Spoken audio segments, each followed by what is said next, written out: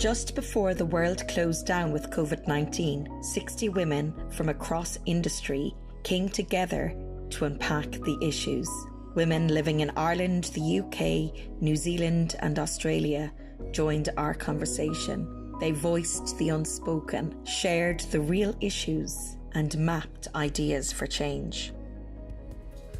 So I spent some time yesterday evening going through the results that came through in the survey. It was really interesting. I saw the ones I was expecting to see, the kind of structural issues around maternity leave and around support structures for people coming back to work and career paths, the sort of stuff that I've often seen in diversity inclusion stuff. And that got me, a little bit irate actually, and angry again that these things are still persisting when we know these have been issues for so long.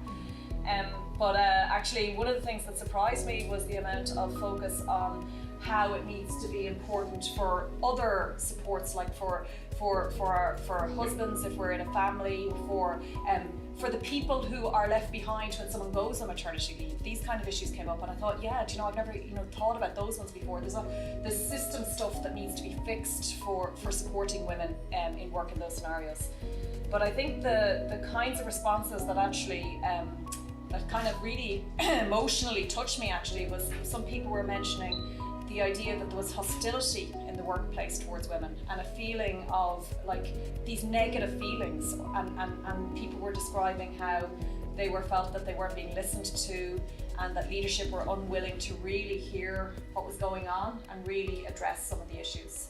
I sometimes think about this idea as well of theatre of some things, and people put on the show of doing stuff, but really, are people listening to the real issues and addressing the real issues at the heart of these things?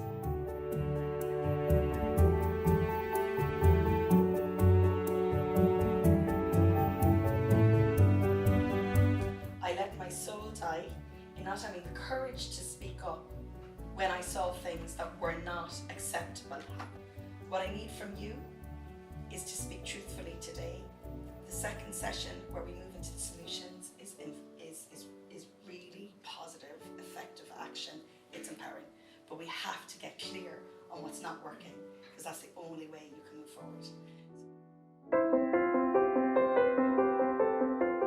The women identified in the first session that the top 5 issues for them included resistance to adapting traditional work structures, lack of confidence to set our boundaries, too much stress trying to juggle home and work, lack of recognition for work-life balance, legislation and funding support, and finally, lack of inter-female support.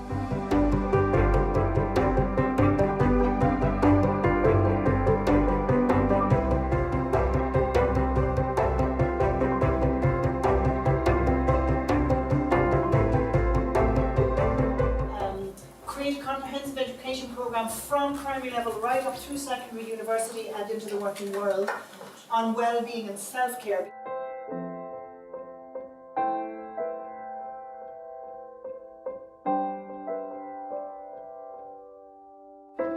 Accessing resources that promote flexi structures, so that's all the technology that allows us to work from home, change our working hours, things like we dial in before we get into the car in the morning so that not everybody is stuck in traffic at the same time.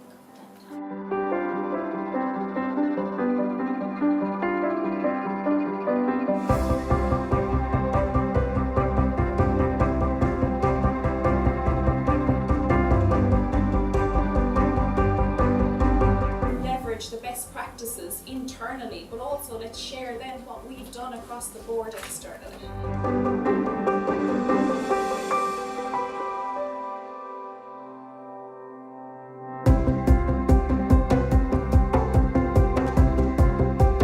The top 5 solutions the women identified had included create part-time leadership roles as role models, create code of boundaries across the company, pilot alternative work structures, create a comprehensive educational wellbeing programme, and finally, create a platform for employee feedback.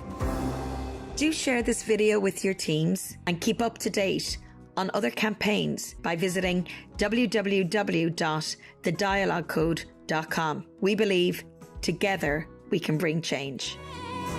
Love is all.